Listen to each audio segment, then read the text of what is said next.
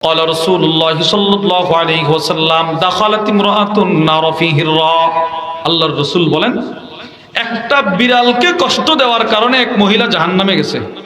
বিড়ালকে কষ্ট দিয়েছে, রাবাতাতহা বিড়ালটারে বেঁধে রাখছিল, ওয়ালাম তুতইমহা কোনো খাবার দেয় নাই, হাত্তা মাতাত বিড়ালটা মারা গেছে।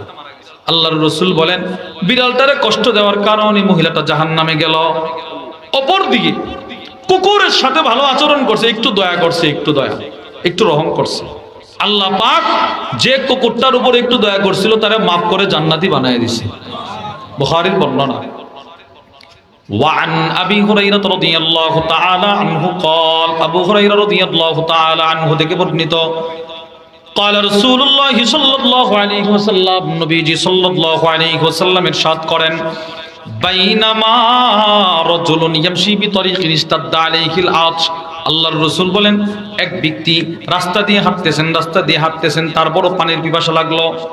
লোকটা মনে করেন মরুভূমি দিয়ে হাঁটতেছে, খুব পানির পিপাসা, কাতরাইতেছে, যেন মারা যাবে, জীবনের মায়া ছেড়ে দিছে, নৈরাশ। আল্লাহর নবী বলেন ফাওয়াজাদা বিরা অল্প কিছু দূর যাওয়ার পর সে একটা পানির কুয়া পাইলো। কুয়া মিষ্ট পানির কুয়া। মিষ্ট পানি বলতে চিনির মিষ্টি, এই মিষ্টি নেই যে পানিটা, এটারে বলে মিষ্ট পানি। আরবে এই রকম পানি পাওয়া খুব কষ্ট, লবণাক্ত পানি মিলে, লোনা পানি, কিন্তু এই পানিটাকে বলে মিষ্ট পানি। এই পানির কুয়া আল্লাহ তাআলা কুদরতভাবে দিয়ে দিতেন কখনো কখনো। এই লোক হাঁটতে হাঁটতে পানির পিপাসায় মারা যাবে, ঠিক সেই মুহূর্তে তাকায় দেখে একটা মিষ্ট পানির কূপ। ফানাজালাল বের সে লাফ দিয়ান এই কুয়ায় নামছে। ফাশারিবা পানি পান করলো, তার পিপাসা যেটা ছিল শেষ, পানি পান করছে। এবার পানি পান করার পর সে কুয়া থেকে উঠছে। আল্লাহর রাসূল বলেন ফাইদা কালবুন ইয়ালহাত ইয়াকুলু সারা মিনাল আতশ লোকটা পানি পান করে ওইটা দেখে একটা কুকুর পিপাসায় কাতরাইতেছে, তার জিহ্বাটা বের করে হাঁপাচ্ছে। কুকুরটা হাইওয়ান, সে রুদ্রের আলোতে পাথর চিকচিক করে, সে মনে করে পানি, কুকুরটার জিহ্বাটা দিয়ে পাথরে চাটতেছে, পানি মনে করে পাথরে চাটে। আবার যখন গরম তার অনুভূত হয় সে আবার জিহ্বাটা নিয়ে সরায় ফেলে, হায় হায় আমি যে পাথরে জিহ্বা দিলাম রে, আবার মনে করে পানি, আবার চাটে। এই কষ্ট করতেছে, এক তো পানির পিপাসা, আবার গরম পাথরে জিহ্বা দিয়ে চাটে পিপাসার কারণে। আল্লাহর রাসূল বলেন এই লোক যে একটু আগে পানির পিপাসায় কাতরাচ্ছিল সে বলতেছে লাকাদ বালাগা হাদাল কালবা মিনাল আতশ বিসতুল্লাযী কানা বালাগবি হায় হায় না, একটু আগে আমার যেমন পিপাসা লেগেছিল বোধহয় এই হাইওয়ানটারই পিপাসা, এই কুকুরটার সেই পিপাসা লাগছে। পার্থক্য, আমি তো আমার হাত দিয়ে রশি বেয়ে বেয়ে কুয়ায় নামতে পারছি, পানি পান করতে পারছি, কুকুরটা পানি কেমনে পান করবে? আল্লাহর রাসূল বলেন এই লোক আবার পিছনে আসছে, কুয়ায় নামছে, নিজের চামড়ার মোজাগুলো খুলে এইটা দিয়ে পানি ভরছে। এখন পড়ছে মুসিবতে, যদি দুটা মোজার পানি হাতে ধরে তো এক হাত দিয়ে রশি বেয়ে বেয়ে উপরে ওঠা অসম্ভব, উঠতে পারে না। আর দুনো হাত দিয়ে রশি ধরলে পানি ভর্তি মোজা নিয়ে উঠতে পারবে না। আল্লাহর নবী বলেন সুম্মা আমসাকাহু বিফি নিজের মোজাগুলো পানি ভরার পর সেই মোজাগুলোর মুখে নিজের দাঁত দিয়ে কামড় দিল। সুবহানাল্লাহ বলেন, নিজে কামড় দিছে, কামড় দিয়ে দুইটা হাত দিয়ে রশি বেয়ে বেয়ে পানি নিয়ে আসছে। ফাসাকাল কালব কুকুরটা পানি পান করছে, পানি পান করাইছে। আল্লাহর রাসূল বলেন ফাশাকারাল্লাহ ফাগফারা লা সে আল্লাহর শুকরিয়া আদায় করলো, সাথে সাথে আল্লাহ তাআলা তার জিন্দেগীর গুনাহগুলো ক্ষমা করে দিলেন। তাহলে আপনি বলেন হাইওয়ান জানোয়ারের উপর থেকেও জুলুম দূর করছে আমার নবীজি, করছে কিনা বলেন? তো যেই রাসূল মানুষের উপর থেকেও জুলুম দূর করছে, আরবে কন্যা সন্তানের উপরে জুলুম চলতো, নবীজি দূর করছে। মানুষকে দাস দাসী বানায় রাখা হতো, নবীজি জুলুম দূর করছে। প্রভাবশালীরা দুর্বলদের উপরে জুলুম করতো, রাসূল দূর করছেন। যেই নবী সব জুলুম দূর করলেন, ওই রাসূল যখনই নিজের ঘর থেকে বের হইতেন, আম্মাজান উম্মে সালামা রাদিয়াল্লাহু তাআলা আনহা বলেন নবীজি ঘর থেকে বের হওয়ার সাথে সাথে আকাশের দিকে তাকায় বলতেন আল্লাহ আমি যেন কারো উপরে জুলুম না করি, নিজেও যেন জুলুমের শিকার না হই। আপনি বলেন আমার নবীজি জুলুমের এত ভয় করতেন, রাসূল জুলুমের ভয়াবহ পরিণতিকে এত ভয় করতেন, নিজে জুলুম তো করার কোনো সম্ভাবনা নাই, এরপরে নবীজি দোয়া করতেন। তাহলে এবার বলেন এক নাম্বার যারা জুলুম করবে এদেরকে আল্লাহ হেদায়েত দিবে না। বলেন, এক নাম্বার যারা জুলুম করবে এদেরকে আল্লাহ হেদায়েত দিবে না। দুই, যারা জুলুম করবে এরা কখনো সফলতা অর্জন করতে পারবে না। তিন, যারা জুলুম করবে এরা রাসূলের সুপারিশ পাবে না। চার, যারা জুলুম করবে এদের উপরে আল্লাহর লানত। পাঁচ, যারা জুলুম করবে এদের দুনিয়া বরবাদ। ছয়, নবীজি কি ভয়াবহ জুলুমটা, কি ভয়াবহ অপরাধ হলে নবীজি এটার থেকে প্রতিদিন আল্লাহর কাছে ক্ষমা চাইতেন। বলেন। সাত নাম্বার, এখন একটা প্রশ্ন করবো, আপনারা উত্তর দিবেন।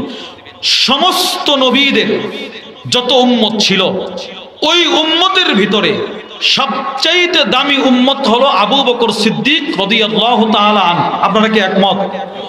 ইমাম ইবনে কাসির রাহিমাহুল্লাহ তার বিখ্যাত কিতাব ইখতিসার উলুমিল হাদিস, উলুমে হাদিস সংক্রান্ত কিতাব, ওই কিতাবের মধ্যে নিয়ে আসছে আবু বকর সিদ্দিক রাদিয়াল্লাহু তাআলা আনহু ইনি শুধুই মাত্র সমস্ত নবীদের উম্মতের ভিতরে, মানুষের ভিতরে শ্রেষ্ঠ নয়। আবু বকর আফদালুল খালকি বাদাল আম্বিয়া, সমস্ত নবীদের পরে কুল কায়নাতের মধ্যে সর্বশ্রেষ্ঠ মানুষ আবু বকর সিদ্দিক, সর্বশ্রেষ্ঠ নবীদের পরে মাখলুকাত যত আছে সবার ভিতরে। এবার দেখেন, বলেন তো উম্মতের ভিতরে সর্বশ্রেষ্ঠ ব্যক্তির নাম কি? বলেন সবাই, বলেন কি? আবু বকর সিদ্দিক। এবার আরেকটা কথা শুনেন, সমস্ত নবীদের ভিতরে সবচাইতে দামি নবী আমাদের নবী মুহাম্মদুর রাসূলুল্লাহ সাল্লাল্লাহু আলাইহি ওয়াসাল্লাম। আলহামদুলিল্লাহ, ইসলামী জিন্দেগি সংগঠনের উদ্যোগে আয়োজিত আজকের দ্বিতীয় বার্ষিক ইসলামী জলসার সম্মানিত সদর সভাপতি মণ্ডলী, উপস্থিত হযরত উলামায়ে কেরাম, দূর দূরান্ত থেকে আগত কালিমায়ে তয়্যিবার সোনালী সুতায় গ্রথিত ধর্মপান মুসলমান ভাইয়েরা, পর্দার আড়ালের মা বোনেরা, আল্লাহ তাআলার দরবারে অসংখ্য অগণিত শুকর যে মহান আল্লাহ আমাদেরকে অত্যন্ত ভালোবেসে দ্বীনের এই মজমায় আসার বসার তৌফিক দান করেছেন। এজন্য আমরা সকলেই দিল থেকে শুকরগুজার হয়ে পড়ি আলহামদুলিল্লাহ। আপনাদের সামনে কোরআনুল কারীমের একখানা আয়াতে কারিমা, আল্লাহ তাআলার দয়া, আল্লাহর অনুগ্রহে আমার তিলাওয়াত করার সৌভাগ্য হয়েছে, আপনাদেরও শ্রবণ করার সৌভাগ্য হয়েছে। এই আয়াতে কারিমাকে সামনে রেখে কোরআন ও হাদিসের আলোকে গুরুত্বপূর্ণ একটি বিষয়ে কিছু কথা বলার আশা রাখি। ওমা তৌফিকি ইল্লা বিল্লাহ। আল্লাহ তাআলা বলনেওয়ালা, শ্রবণ করনেওয়ালা উভয়কে আমল ইখলাসের সাথে বলার, শ্রবণ করার তৌফিক দান করেন, আমিন। মেরে ভাই আমার, তিলাওয়াতকৃত আয়াতে আল্লাহ রাব্বুল আলামিন যেই বিষয়টার আলোচনা করেছেন সেটি হলো জুলুম। জুলুমের ভয়াবহ পরিণতির আলোচনা আল্লাহ করেছেন। আল্লামা শাইখুল ইসলাম ইবনে তাইমিয়া রাহিমাহুল্লাহ তার বিখ্যাত কিতাব মাজমু' ফাতাওয়া ইবনে তাইমিয়া, ওই কিতাবের মধ্যে হযরত লিখেছেন, মানুষের জিন্দেগীর সমস্ত ইবাদতের মূল ভিত্তি হলো ইখলাস। একজন নামাজির গোটা জিন্দেগীর নামাজের ভিত্তি ইখলাস। একজন রোজাদারের সব রমাদানুল মুবারকের সমস্ত রোজার ভিত্তি হলো ইখলাস। হাজী সাহেবের হজের ভিত্তি ইখলাস, বক্তা সাহেবের ওয়াজের ভিত্তি ইখলাস। যেমনি ভাবে সমস্ত ইবাদতের মূল ভিত্তি হলো ইখলাস, ঠিক ওই রকম হযরত লিখেছেন সমস্ত গুনাহের মূল ভিত্তি হলো জুলুম। একদিক থেকে ইবাদতের ভিত্তি ইখলাস, অপর দিক থেকে গুনাহের ভিত্তি হলো জুলুম। গুনাহের ভিত্তি হলো জুলুম। ভাই একদম সাধারণ সাউন্ড দিয়ে রাখেন, ধরার দরকার নেই।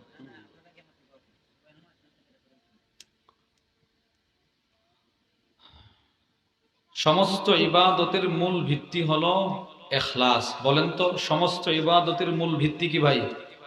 ইখলাস। আর সমস্ত গুনাহের ভিত্তি হলো জুলুম। এই জন্য জুলুমের মতো ভয়াবহ গুনাহ যারা করবে, এক নাম্বার আল্লাহ এদেরকে হেদায়েত দিবে না। বলেন নাউজুবিল্লাহ। আল্লাহ কোরআনের মধ্যে বলেন, বিসমিল্লাহির রহমানির রহিম। ইন্নাল্লাহা লা ইয়াহদিল কওমাজ জালিমিন। আল্লাহ রাব্বুল আলামিন বলেন, নিশ্চয়ই আল্লাহ তাআলা জালেম সম্প্রদায়কে হেদায়েত দিবে না। এক নম্বর। দুই, জুলুমের মতো ভয়াবহ অপরাধ যারা করবে এরা কখনো সফলতা অর্জন করতে পারবে না। আল্লাহ রাব্বুল আলামিন বলেন, বিসমিল্লাহির রহমানির রহিম, ইন্নাহু লা ইফলিহুজ জালিমুন। আল্লাহ বলেন, যারা জালেম এরা কখনো সফলতা অর্জন করতে পারবে না।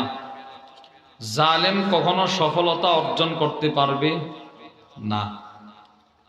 তিন নম্বর পয়েন্টগুলো মুখস্থ রেখেন। এক নম্বর, যারা জুলুম করবে এদেরকে আল্লাহ হেদায়েত দিবে না। দুই নম্বর, যারা জুলুম করবে এরা কখনো সফলতা অর্জন করতে পারবে না। তিন নম্বর, জুলুম যারা করবে এরা হাসরের ময়দানে রাসূলুল্লাহ সাল্লাল্লাহু আলাইহি ওয়াসাল্লামের সুপারিশ পাবে না। কোরআনুল কারীমে আল্লাহ বলেন, বিসমিল্লাহির রহমানির রহিম, মা লিয-যালিমিনা মিন হামিমিন ওয়ালা শাফিঈ ইউতা। আল্লাহ রাব্বুল আলামিন বলেন, জালেমদের জন্য হাসরের ময়দানে কোনো অন্তরঙ্গ বন্ধু থাকবে না, এমন কোনো সুপারিশকারীও থাকবে না যার সুপারিশ গ্রহণ করা হবে। অর্থাৎ পৃথিবীর কোনো জালেমের জন্য আল্লাহর রাসূল সুপারিশ করবে না। অথচ আল্লাহ তাআলা আল্লাহর রাসূল নিজের স্পেশাল দোয়াটা দুনিয়াতে করে নাই, জমা করে রেখে দিয়েছেন। হাসরের ময়দানে এই দোয়াটাকে সুপারিশ হিসেবে কাজে লাগাবে। সুবহানাল্লাহ বলেন। নবীজি, প্রত্যেক নবীর একটা পাওয়ারফুল দোয়া ছিল, স্পেশাল দোয়া ছিল। মুসলিম শরীফের 200 নম্বর হাদিসের বর্ণনা, ক্বালা রাসূলুল্লাহ সাল্লাল্লাহু আলাইহি ওয়াসাল্লাম, নবীজি সাল্লাল্লাহু আলাইহি ওয়াসাল্লাম ইরশাদ করেন, লিকুল্লি নাবিয়্যিন দাওয়া। প্রত্যেক নবীর একটা স্পেশাল দোয়া ছিল, দাহালি উম্মতি। সব নবীরা ওনাদের এই স্পেশাল দোয়াটা দুনিয়াতে করে ফেলছে, সব নবীরা করে ফেলছে। আল্লাহর রাসূল বলেন, আমি শুধুই মাত্র একজন নবী, একজন রাসূল যার দোয়াটা আমি দুনিয়ায় করি নাই।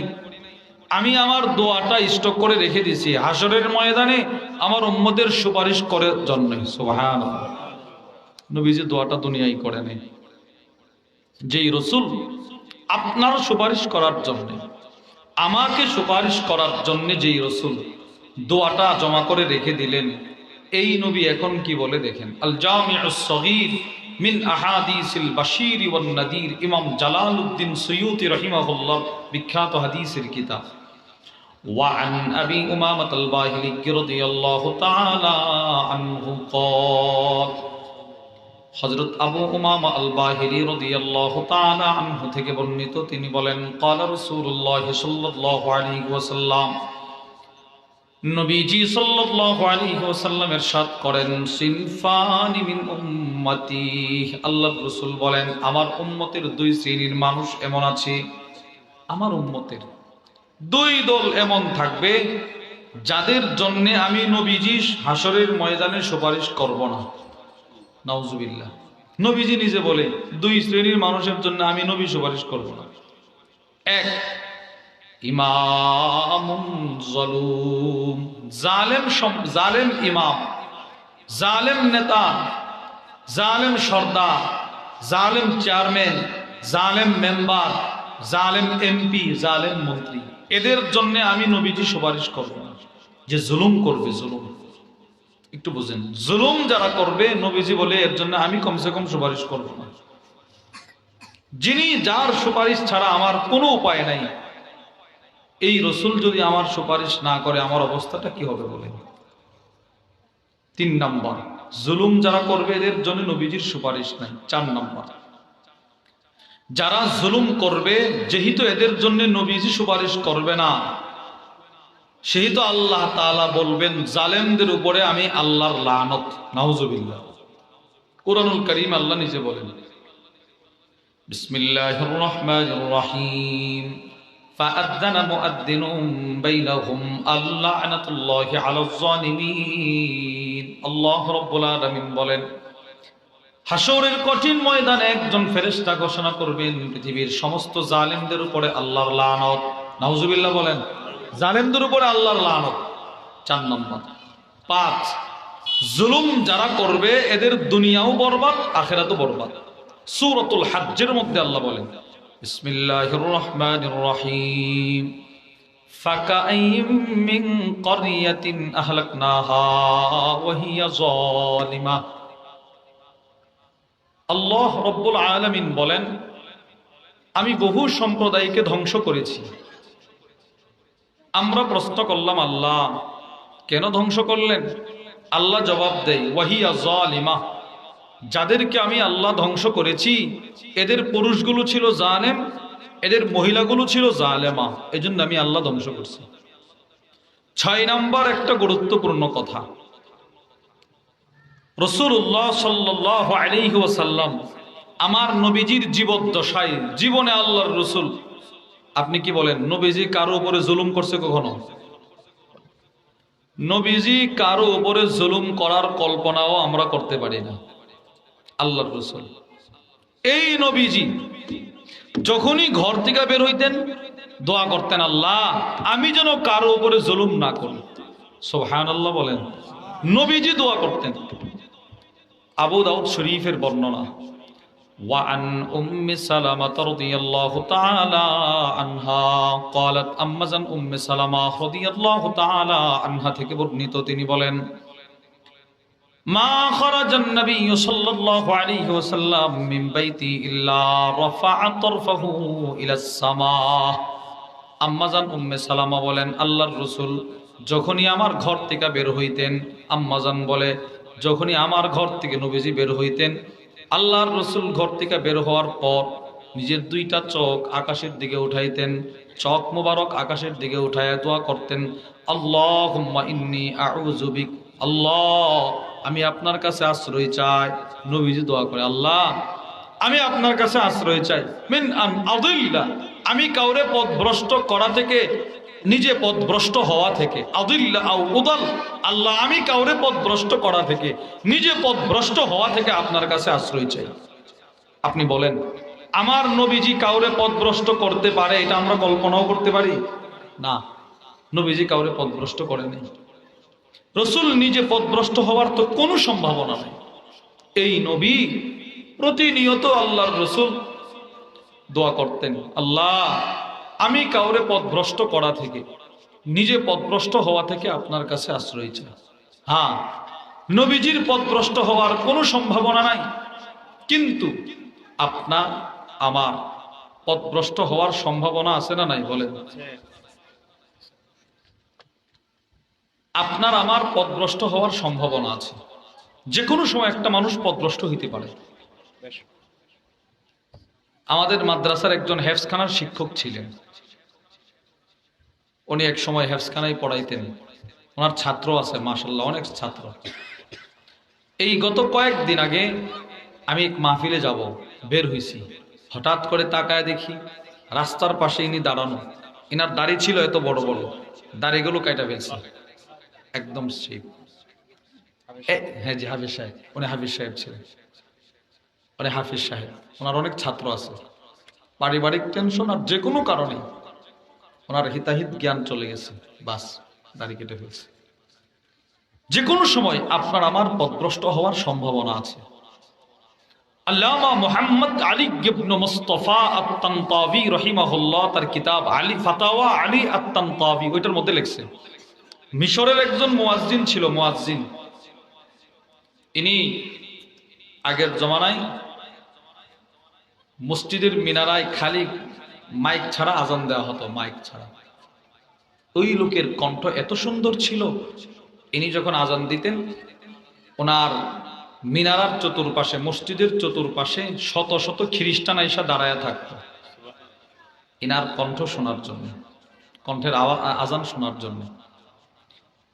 আল্লামা আলী মুহাম্মদ আলী ইবনে মুস্তাফা আত-তানতাবি রাহিমাহুল্লাহ লিখেন, একদিন আজান দিতেছে, আজান আজানের মাঝখানে খ্রিস্টান এক সুন্দরী রূপসী মেয়ের দিকে তার নজর গেছে, বাস এই মেয়ের দিকে সে মাইল হয়ে গেছে।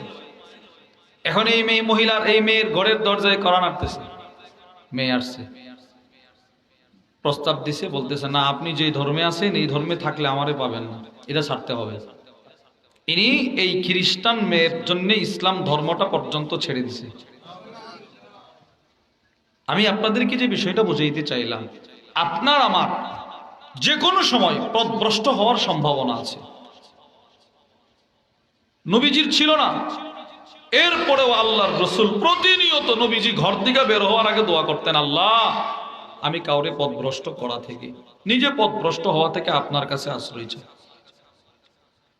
বুখারীর বর্ণনা, ওয়া আন আনাস ইবনে মালিক রাদিয়াল্লাহু তাআলা আনহু قال, আনাস ইবনে মালিক রাদিয়াল্লাহু তাআলা আনহু থেকে বর্ণিত, তিনি বলেন, আন্না রাজুলান নাসরানিয়া, এক খ্রিস্টান আতান নবী সাল্লাল্লাহু আলাইহি ওয়াসাল্লাম, নবীজির দরবারে আসলো। এই খ্রিস্টান আসছে নবীর কাছে। পথভ্রষ্ট যে মানুষ হইতে পারে এটা আপনাদেরকে বুঝাই দিছি।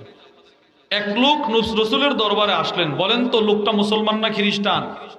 খ্রিস্টান নবীর কাছে আসছে, এসে ফাআসলামা, কালিমা পড়ে মুসলমান হয়ে গেছে। মুসলমান হওয়ার পর রাসূলুল্লাহ সাল্লাল্লাহু আলাইহি ওয়াসাল্লামের সুহবতে থাকতে থাকতে, নবীজির দরবারে থাকতে থাকতে আল্লাহর কোরআন তেলাওয়াত করতে শিখা গেছে। এখন বেচারা কোরআন তেলাওয়াত করতে পারে। আনাস ইবনে মালিক বলে, ফাকারা সূরাতুল বাকারা ওয়া আল ইমরান, শুধুই মাত্র আল্লাহর কোরআন দেখে দেখে পড়তে পারে না, কোরআনের সবচেয়ে বড় বড় দুইটা সূরা, সূরাতুল বাকারা, সূরা আলে ইমরান পর্যন্ত মুখস্থ করে ফেলল। সুবহানাল্লাহ, দুইটা বড় বড় সূরা মুখস্থ করে নবীরে শোনাইতে পারে। আল্লাহর রাসূল তারে ভালোবাসতে শুরু করলেন। ফাকানা ইয়াকতুবু লিন-নবী সাল্লাল্লাহু আলাইহি ওয়াসাল্লাম, নবীজি সাল্লাল্লাহু আলাইহি ওয়াসাল্লাম এই লোকটাকে এতটাই পছন্দ করলেন, নবীজি এত ভালোবাসতে শুরু করলেন। আনাস ইবনে মালিক বলে, নবীজি ওই লোকটাকে ওহী লেখার দায়িত্ব পর্যন্ত দিয়ে দিলেন। সুবহানাল্লাহ, নাও তুমি ওহী লিখবা। যে কয়জন সাহাবী রাসূলের ওহীগুলো লিখতেন এদের অন্তর্ভুক্ত তারে করে দিয়েছে, যাও বেটা ওহী লিখবা। সেও কয়েকদিন নবীজির ওহী লিখছে। আনাস ইবনে মালিক বলে, ভাগ্য তার কত খারাপ, পরিতাপের বিষয় হলো ফাআদা নাসরানিয়া, কয়েকদিন পরে লোকটা আবার ওহী লেখা বাদ দিয়া খ্রিস্টানদের এলাকায় চলে গেল, গিয়ে খ্রিস্টান হয়ে গেল। নাউজুবিল্লাহ বলেন।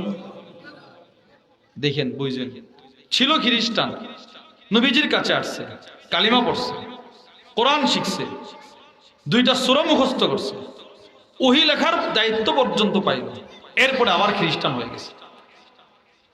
শুধুই মাত্র খ্রিস্টান হয় নাই, সে তার এলাকায় ঘুরে আর বলে, মা ইয়াদিরি মুহাম্মদ ইল্লা মা কাতাবতুলা, এই শোনো শোনো, মুহাম্মদ কিচ্ছু জানে না, মুহাম্মদ কিচ্ছু জানে না, আমি যা লিখে দিতাম এটা ছাড়া। নাউজুবিল্লাহ বলেন। ওই বেচারা কয়েকদিন ওহী লিখছে, বলতেছে আমি যা লিখতাম এটা ছাড়া মুহাম্মদ কিচ্ছু জানে না। কিসের নবী সে? আপনি বলেন। আল্লাহর রাসূলকে নিয়ে কেউ ঠাট্টা মস্করা করলে ওই মস্করাকারীর বিরুদ্ধে অ্যাকশন নেওয়ার ঘোষণাটা কে দিবেন? আল্লাহ। আল্লাহ দিবেন। সূরাতুল হিজরের মধ্যে আল্লাহ বলেন, বিসমিল্লাহির রহমানির রহিম, ইন্না কাফাইনাকাল মুস্তাহজিইন। আল্লাহ রাব্বুল আলামিন আল্লাহর রাসূলকে বলে, দোস্ত আপনাকে নিয়ে কাফেররা ঠাট্টা মস্করা করে, আপনি মন ক্ষুণ্ণ হবেন না, মনে কষ্ট নিয়েন না, আপনার পক্ষ থেকে কাফেরদের বিরুদ্ধে অ্যাকশন নেওয়ার জন্য আমি আল্লাহই যথেষ্ট। সুবহানাল্লাহ বলেন। আল্লাহ বলে, আমি আল্লাহই যথেষ্ট। এই লোক আল্লাহর রাসূলকে নিয়ে ঠাট্টা মস্করা করতে লাগলো, সে কিচ্ছু জানে না, আমি যা লিখে দিতাম এগুলো ছাড়া। ফামাতাহুল্লাহ, আল্লাহ পাক ওই লোকটারই মৃত্যু দিয়ে দিছে, সে মারা গেছে। খ্রিস্টান সম্প্রদায় ফাদাফানু, এদের নিয়ম অনুযায়ী তার দাফন করলো, যেহেতু সে খ্রিস্টান দাফন করছে। কিন্তু আশ্চর্যের বিষয় হইল, বুখারীর বর্ণনা, ওয়াকাদ লাফাযাতুল আরদ, পরের দিন সকালে খ্রিস্টানরা এসে দেখে এই বেচারার লাশ, যেটা তারা মাটির নিচে দাফন করে গেছিল, তার লাশ মাটির উপরে জমিন ফেলে দিছে, নিক্ষেপ করে দিছে। যা বেটা, তুই আল্লাহর রাসূলকে গালি দিছস, তোর মতো নাফরমানকে আমরা আমাদের বুকে পেটে রাখতে চাই না, যাও, ফেলে দিছে। খ্রিস্টানরা পরের দিন দেখে গিরে লাশ দাফন করে গেলাম, লাশ দিয়ে উপরে সব খ্রিস্টানরা বলতে লাগলো, হাদা ফি'লু মুহাম্মদ ওয়া আসহাবি, এটা মুহাম্মদের কাজ। নাউজুবিল্লাহ বলেন, মুহাম্মদের সাথীদের কাজ। এরা রাত্রে এসে আমাদের এই খ্রিস্টান লোকের লাশটা উপরে উঠাইছে। পরের দিন তারা কবর আরো খনন করছে, এরপরে আবার দাফন করছে। তৃতীয় দিন সকালে আইসা দেখে লাশ জমিনের উপরে। এরা বলতে লাগলো এটা মুহাম্মদের কাজ, তার সাথীদের কাজ। নাউজুবিল্লাহ, আবার দাফন করছে। তৃতীয় দিন আইসা দেখে লাশ মাটির উপরে, আবার দাফন করছে। চতুর্থ দিন আইসা দেখে লাশ মাটির উপরে। ওই লোক যে নবীরে গালমন্দ করত। এবার সব খ্রিস্টানরা বলতে লাগলো, না, এটা মুহাম্মদের কাজ নয়, এটা কোনো মানুষের কাজ হতে পারে না, নিশ্চিত এটা সে যে মুহাম্মদকে নিয়ে ঠাট্টা মস্করা করত, মুহাম্মদের পক্ষ থেকে তার রবের প্রতিশোধ, এটা তার রব এই কাজগুলো করতেছে। আমি আপনাদেরকে যে বিষয়টা বুঝাইতে চাইলাম, বলেন তো এই লোকটা কি খ্রিস্টানই সবসময় ছিল না মাঝখানে মুসলমানও ছিল? এবার মুসলমান হওয়ার পরে কোরআন পড়তে জানে, 2টা সূরা মুখস্থ করলো, আবার ওহী লেখার দায়িত্ব পর্যন্ত পালন করছে। এই লোকও পথভ্রষ্ট হয়েছে। এজন্য আল্লাহর রাসূল নিজে দোয়া করে, আল্লাহ আমি কাউকে পথভ্রষ্ট করা থেকে, নিজে পথভ্রষ্ট হওয়া থেকে, যেই রাসূলের পথভ্রষ্ট হওয়ার কোনো কল্পনাও করা যায় না। আল্লামা আব্দুল ফাত্তাহ আবু গুদ্দা রাহিমাহুল্লাহ তার বিখ্যাত কিতাব আর রাসূলুল মুআল্লিম ওয়া আসালিবুহু ফিত তা'লিম, ওই কিতাবের মধ্যে লিখেছেন, ওয়াকাদ আরসালাল্লাহু তাআলা বা'দাল ইস্তিখলাস ওয়া তাহহারাহু মিনাল আদনাস। পথভ্রষ্ট বলতে যা যা পৃথিবীর মানুষ বুঝতে পারবে, যা যা বুঝতে পারবে না, পৃথিবীর আগের যত পথভ্রষ্টতা, পৃথিবীর পরের যত পথভ্রষ্টতা, সবগুলো থেকে আল্লাহ নিজের কুদরতি হাতে আল্লাহর রাসূলকে হেফাজত করছে। আর এই নবী দোয়া করে, আল্লাহ আমি কাউরে পথভ্রষ্ট করা থেকে, নিজে পথভ্রষ্ট হওয়া থেকে আপনার কাছে আশ্রয় চাই। বিষয়টা কোথায়? বিষয়টা হলো নবীজির তো সম্ভাবনা নাই, আমার সম্ভাবনা আছে। আমি যে কোনো সময় পথভ্রষ্ট হইতে পারি, আপনি যে কোনো সময় পথভ্রষ্ট হইতে পারেন। ওই যেন পথভ্রষ্ট না হন, আল্লাহর কাছে দোয়া করা, এই দোয়া সব সময় করা। তো আম্মাজান উম্মে সালামা বলেন, আল্লাহর রাসূল আমার ঘর থেকে বের হওয়ার সাথে সাথে এই দোয়াটা পড়তেন। দোয়ার প্রথম অংশ আমি কাউরে পথভ্রষ্ট করা থেকে, নিজে পথভ্রষ্ট হওয়া থেকে। দোয়ার দ্বিতীয় অংশ আল্লাহুম্মা ইন্নী আউযু বিকা মিন আন আযলিম আও উযলাম। আল্লাহ আমি কারো উপরে জুলুম করা থেকে, নিজে মাজলুম হওয়া থেকে আপনার কাছে আশ্রয় চাই। নবীজি দোয়া করে। আপনি বলেন, রাসূলের ব্যাপারে যেমন পথভ্রষ্ট হওয়ার নিসবত করা অসম্ভব, ঠিক ওই রকম নবীজি কারো উপরে জুলুম করতে পারে এটা আমরা কল্পনা করতে পারি না। পৃথিবীর সমস্ত জুলুম দূর করছে নবীজি। আল্লামা আবু আব্দুর রহমান আল ওয়াদিঈ রাহিমাহুল্লাহ তার বিখ্যাত হাদিসের কিতাব আস-সহিহুল মুসনাদ মিম্মা লাইসা ফিস সহিহাইনের মধ্যে হাদিস নিয়ে আসছে। ওয়া আন উম্মি সালামা রাদিয়াল্লাহু তাআলা আনহা ক্বালাত, আম্মাজান উম্মি সালামা রাদিয়াল্লাহু তাআলা আনহা বলেন, পৃথিবীতে যত জুলুম ছিল সব জুলুম দূর করেছে আল্লাহর নবী। আর সেই নবী দোয়া করে, আল্লাহ আমি যেন কারো উপরে জুলুম না করি। পৃথিবীর জুলুম কেমন ছিল? আম্মাজান উম্মে সালামা বলেন, লাম্মা নাযালনা আরদাল হাবশা, সাহাবাদের জামাত যখন প্রথম হিজরত করে হাবশায় গেল, হাবশার বাদশা নাজাশী সাহাবাদেরকে ডাকলেন, ডেকে প্রশ্ন করলেন, কোন দেশ থেকে আসছো? আরব থেকে আসছি। তোমাদের আরবের কি অবস্থা? খুব ভালো না, জুলুম জুলুম জুলুম। কেন? কুন্না কওমান আহলা জাহিলিয়া। সাহাবাদের পক্ষ থেকে জাফর ইবনে আবি তালেব বলে, বাদশা আমাদের আরবে শুধু জুলুম চলে, শুধু জুলুম। না'বুদুল আসনাম, আমরা মূর্তি পূজা করে আল্লাহর সাথে জুলুম করি। ওয়া নাকতাউল আরহাম, আত্মীয়তার বন্ধন ছিন্ন করে আত্মীয়তার সাথে জুলুম করলাম। ওয়া নুসিউল জিওয়ার, প্রতিবেশীকে কষ্ট দিয়ে প্রতিবেশীর উপরে জুলুম করি। ওয়া ইয়াকুলুল কাফিকু মিনাত দাঈফ, আমাদের মধ্যে যারা প্রভাবশালী এরা অসহায়দের উপরে জুলুম করে। তাহলে আল্লাহর সাথেও জুলুম, আত্মীয়তার সাথে জুলুম, প্রতিবেশীর সাথে জুলুম, দুর্বলদের উপরে সবলদের জুলুম। জুলুমে জুলুম আমাদের আরবের সমাজ ছিল নিমজ্জিত। হাত্তা বাসাল্লাহু ইলাইনা রাসূলাম মিন্না। আল্লাহ আমাদের জুলুম দূর করার জন্য কুল কায়নাতের সর্বশ্রেষ্ঠ নবীকে আমাদের দেশে পাঠায়া দিলেন। সুবহানাল্লাহ। নবীজি আসছে, এসে এই সব জুলুম দূর করছে, সব জুলুম নবীজি দূর করছে। আল্লাহর রাসূল শুধুই মাত্র মানুষের উপর থেকে জুলুম দূর করে নাই, আল্লাহর নবীজি হাইওয়ানাতের উপর থেকেও জুলুম দূর করছেন। সুবহানাল্লাহ বলেন। নবীজি হাইওয়ানের উপর থেকে জুলুম দূর করছেন। কখনো কখনো বাকহীন পশু, হাইওয়ান, এরা এসে নবীজির কাছে বিচার দিত, ইয়া রাসূলুল্লাহ আমার উপরে জুলুম হইতেছে, আপনি বিচার করেন। আবু দাউদ শরীফের বর্ণনা, ওয়ান আব্দুল্লাহ ইবনে জাফর রাদিয়াল্লাহু তাআলা আনহুমা قال, হযরত আব্দুল্লাহ ইবনে জাফর রাদিয়াল্লাহু তাআলা আনহুমা থেকে বর্ণিত, তিনি বলেন, আরদাফানি রাসূলুল্লাহ সাল্লাল্লাহু আলাইহি ওয়াসাল্লাম খালফাহু যাতা ইয়াউমিন। আব্দুল্লাহ ইবনে জাফর বলে, নবীজি সাল্লাল্লাহু আলাইহি ওয়াসাল্লাম একদিন নিজের বাহনের পিছনে আমারে আদর করে বসাইলেন। সুবহানাল্লাহ বলেন। নবীজির বাহনের পিছনে এই ছোট্ট সাহাবী আব্দুল্লাহ ইবনে জাফরকে বসাইছে। আব্দুল্লাহ ইবনে জাফর বলে, ফা আসররা ইলাইয়া হাদিসান লা উহাদ্দিসু বিহি আহাদান নাস। আল্লাহর রাসূল আমার কাছে একটা গোপন কথা বললেন, এই শর্তে যেন কথাটা আমি কারো কাছে না বলি। এবার আব্দুল্লাহ ইবনে জাফর বলতে লাগলেন, ওয়া কানা আহাব্বু মাস্তাতারা বিহি রাসূলুল্লাহ সাল্লাল্লাহু আলাইহি ওয়াসাল্লাম লিহাজাতিহি হাদাফান আও হাইশা নাখলিন। আব্দুল্লাহ ইবনে জাফর বলেন, আল্লাহর নবীর একটা স্বভাব ছিল, আল্লাহর রাসূল যেখানে সেখানে ইস্তেনজা করতেন না। নবীজি ইস্তেনজার জন্য দুইটা জায়গা বড় পছন্দ করতেন। এক নাম্বার উঁচু জায়গা, উঁচু ভূমি। দুই নাম্বার এমন বাগান, যে বাগানের চতুর্পাশে ঘন ঘন গাছ লাগানো থাকে। এই দুইটা জায়গা নবীজি ইস্তেনজার জন্য খুব পছন্দ করতেন।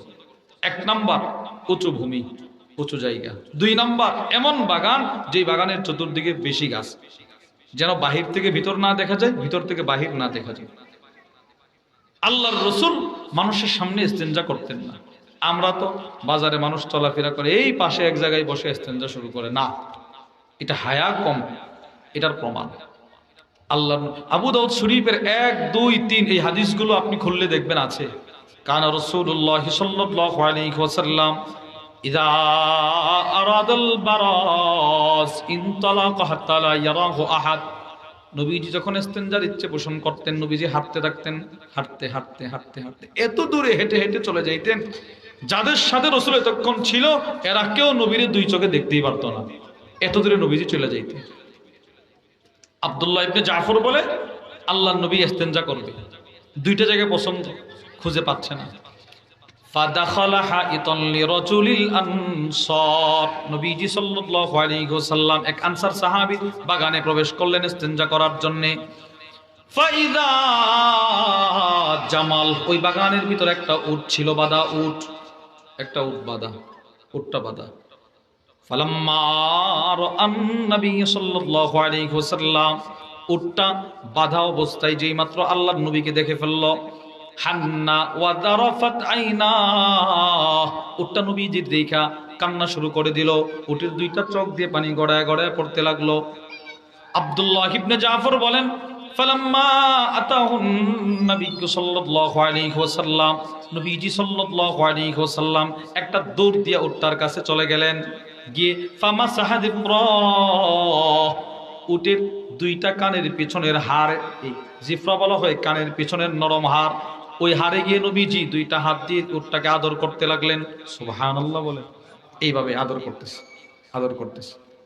আব্দুল্লাহ ইবনে জাফর বলে, আল্লাহর নবীর বরকতে হাতটা যখন উটের কানে লাগলো, ফাসাকাতা, উটের কান্না বন্ধ হয়ে গেল। সুবহানাল্লাহ। উট আর কাঁদে না, শেষ, তার কান্দা শেষ। কতক্ষণ রাসূল নীরব থাকলেন, অল্প কিছুক্ষণ পর নবীজির চেহারা লাল হয়ে গেছে। আল্লাহ রাসূল প্রশ্ন করলেন, লিমান হাদাল জামাল, এই উটটি কার রে? এই উটের মালিক কে? কে উটের মালিক? ফাজা ফাতাম মিনাল আনসার,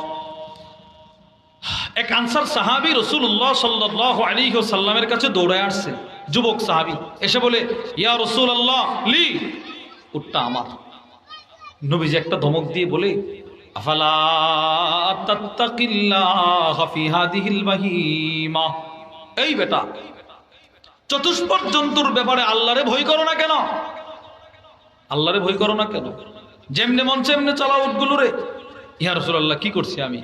এবার নবীজি কি বলে দেখেন, কফা ইন্নাহু শাকা ইলাইয়া, এই উট তোমার বিরুদ্ধে আমার কাছে নালিশ করছে। আন্নাকা তুজিহু ওয়া তুতইবু, তুমি নাকি উটটারে খাবার কম দিতেছো আর এটার দিয়ে কাজ বেশি নিতেছো। ব্যাপারটা কি? তুমি তো এটার উপর জুলুম করতেছো বেটা। এই উট আমার কাছে বলছে, ইয়া রাসূলুল্লাহ, এই সাহাবীর এই বাগানের যত পানি শেষ সব আমি দিছি, এখন আমি দুর্বল, আমার বয়স হয়েছে, সে আমার আগের মতোই কাজ করে, আমার খাবার দেয় না, এটা আমার উপরে জুলুম। সুবহানাল্লাহ বলেন। দেখেন নবীজি হাইওয়ানের উপর থেকেও জুলুম দূর করছে। মুসলিম শরীফের বর্ণনা, ওয়ান জাবির ইবনে আব্দুল্লাহ রাদিয়াল্লাহু তাআলা আনহুমা ক্বাল, হযরত জাবির ইবনে আব্দুল্লাহ রাদিয়াল্লাহু তাআলা আনহুমা থেকে বর্ণিত, তিনি বলেন, মাররা আলাইহি হিমার, আল্লাহর রাসূল একদিন বসা, নবীজির সামনে একটা গাধা হেঁটে হেঁটে চলে যায়। ওয়াকাদ উসিমা ফি ওয়াজিহি, গাধাটার চেহারার মধ্যে লোহার দাগ, কেমন যেন মালিক লোহা গরম করে গাধার চেহারা একটা দাগ দিয়ে রাখছে, দাগ। নাউজুবিল্লাহ বলেন।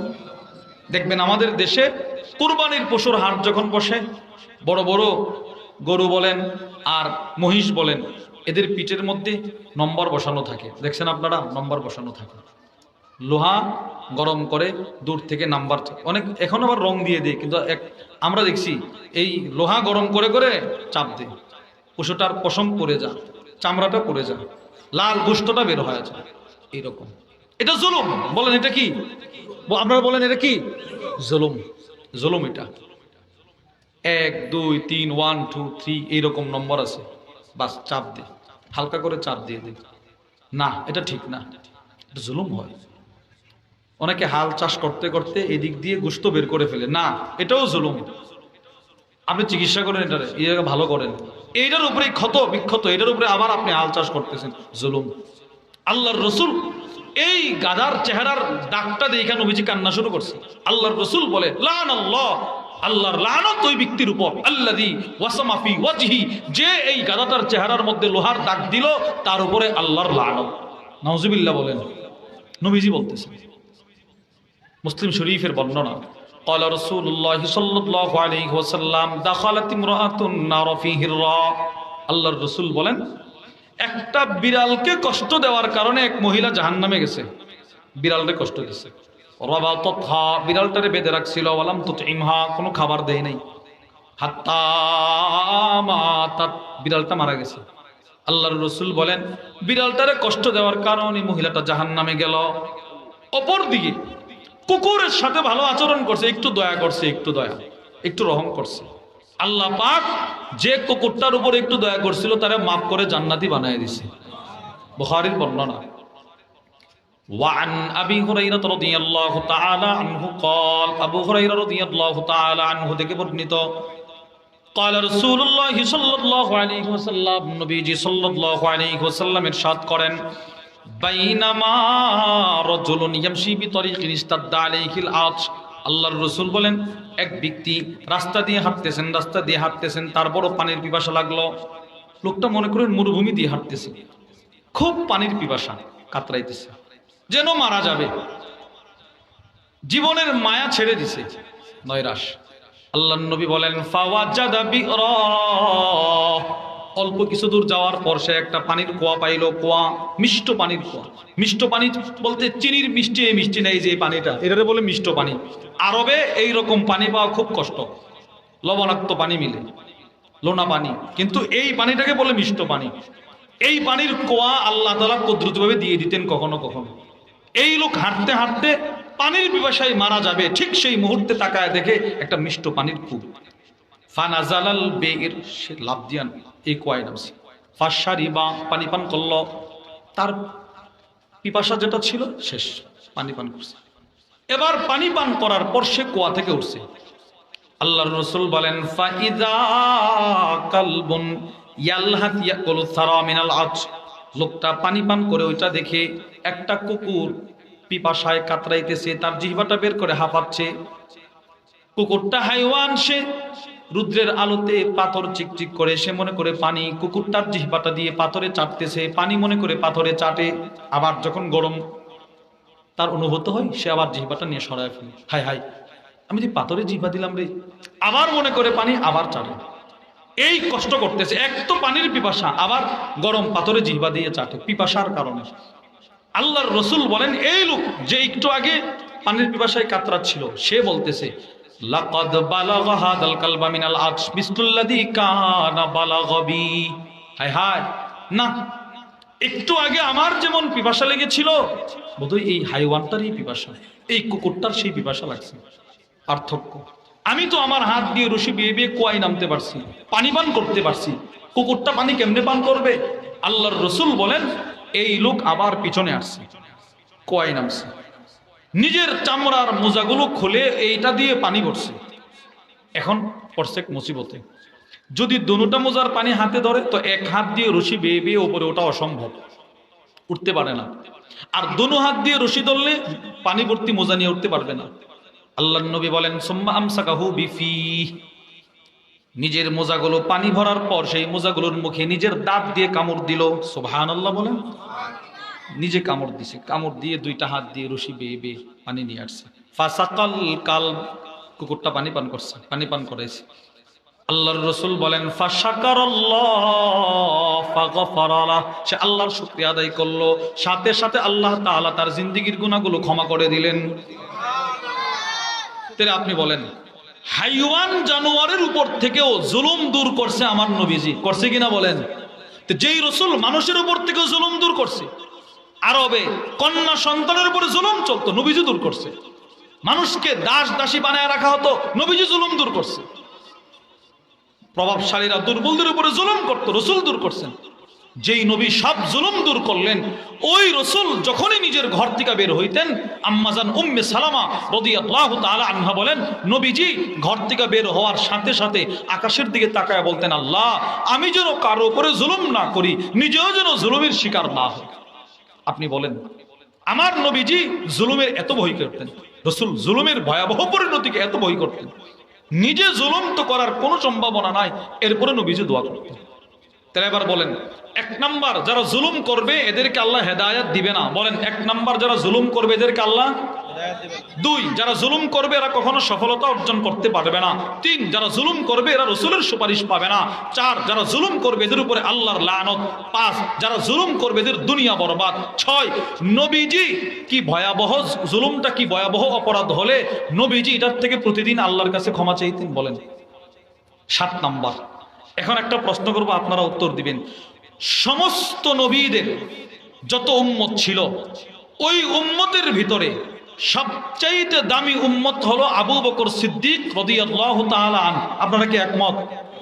ইমাম ইবনে কাসির রাহিমাহুল্লাহ তার বিখ্যাত কিতাব ইখতিসার উলুমিল হাদিস, উলুমে হাদিস সংক্রান্ত কিতাব, ওই কিতাবের মধ্যে নিয়ে আসছে আবু বকর সিদ্দিক রাদিয়াল্লাহু তাআলা আনহু ইনি শুধুই মাত্র সমস্ত নবীদের উম্মতের ভিতরে মানুষের ভিতরে শ্রেষ্ঠ নয়, আবু বকর আফদালুল খালকি বাদাল আম্বিয়া, সমস্ত নবীদের পরে কুল কায়নাতের মধ্যে সর্বশ্রেষ্ঠ মানুষ আবু বকর সিদ্দিক, সর্বশ্রেষ্ঠ নবীদের পরে মাখলুকাত যত আছে সবার ভিতরে।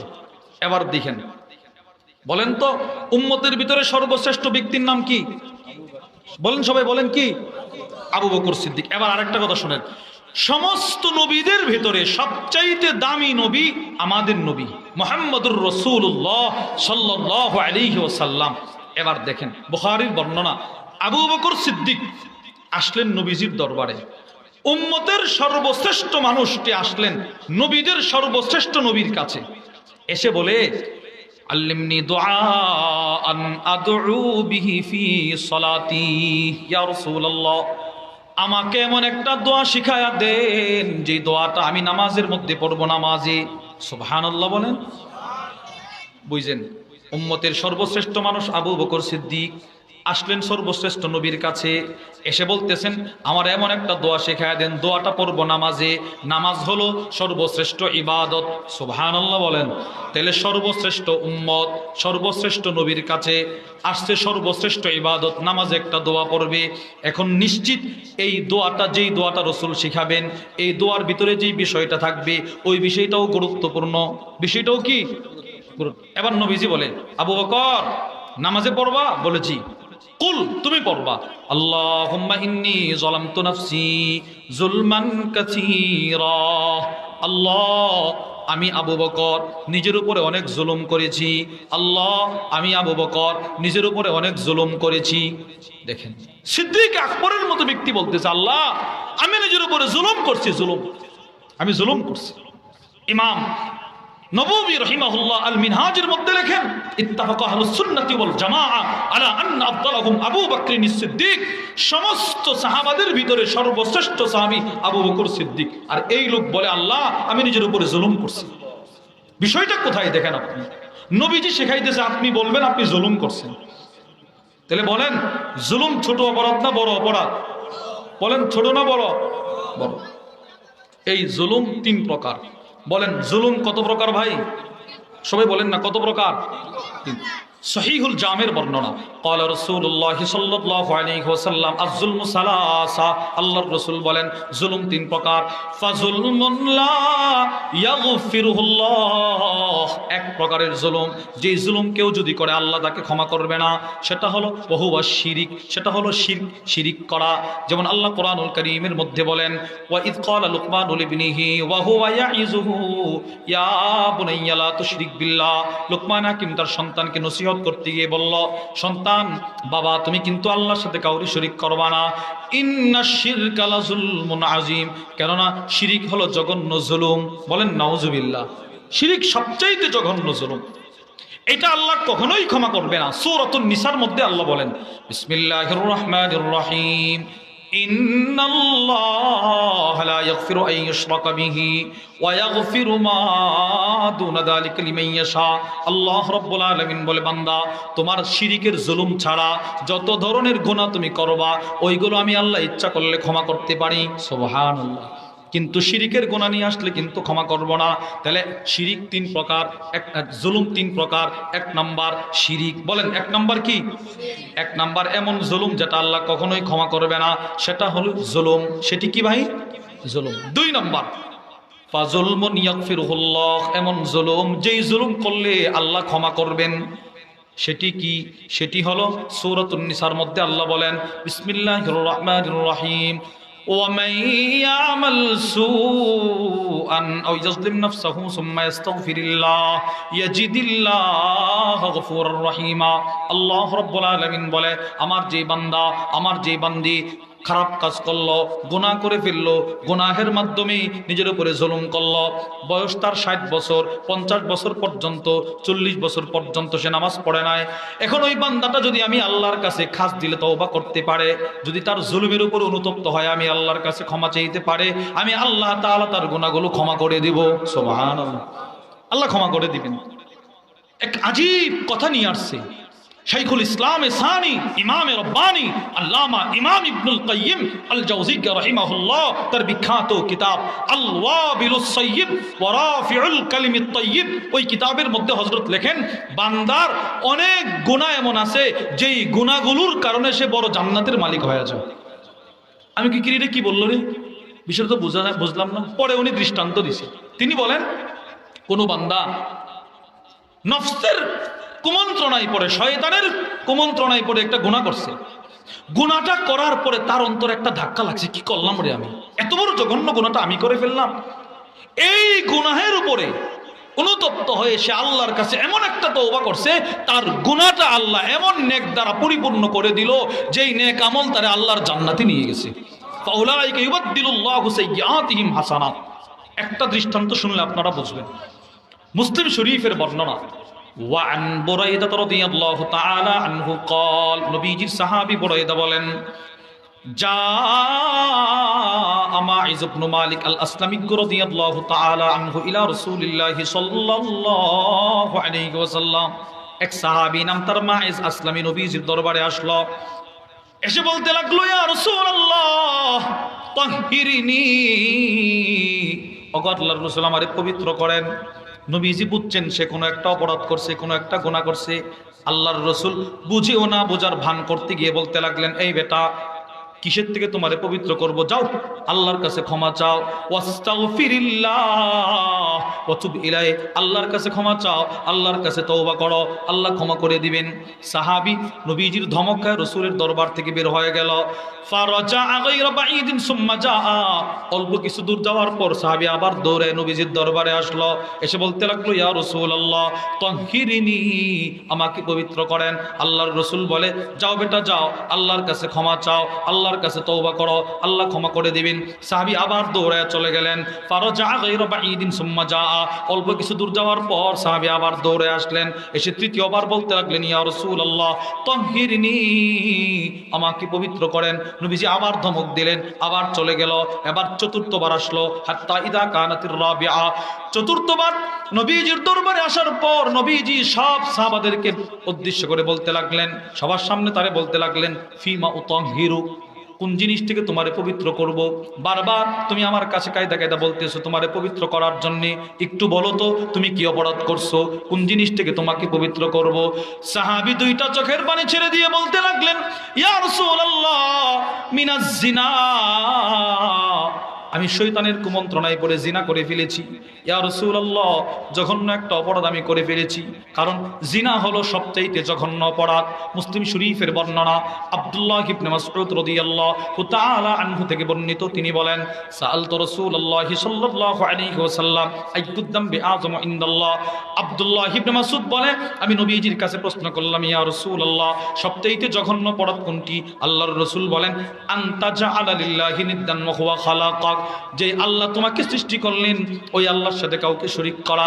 সাহাবী প্রশ্ন করলেন, এরপরে কোনটা সবচেয়ে জঘন্য অপরাধ? নবীজি বললেন, আনতা কুতুলা ওয়ালাদাক মাখাফাতা আন ইয়াতামা মাক, নিজের সন্তানকে নিজে জবাই করা, জন্ম নিয়ন্ত্রণ করা, এই ভয়ে সন্তান বেশি হইলে খাবার দেব কোত্থেকে, এই ভয়ে সন্তানকে হত্যা করা। সাহাবী আবার প্রশ্ন করলেন, ইয়া রাসূলুল্লাহ এরপরে সবচেয়ে জঘন্য অপরাধ কোনটি?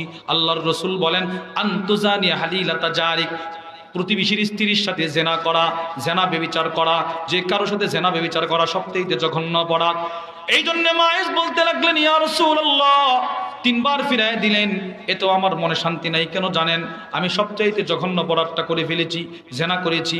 আল্লাহর রাসূল উপস্থিত সাহাবাদেরকে উদ্দেশ্য করে বলতে লাগলেন, আবিহি জুনুন, ও সাহাবারা, আমার মনে হয় মায়েস পাগল হয়ে গেছে, পাগল হয়ে গেছে।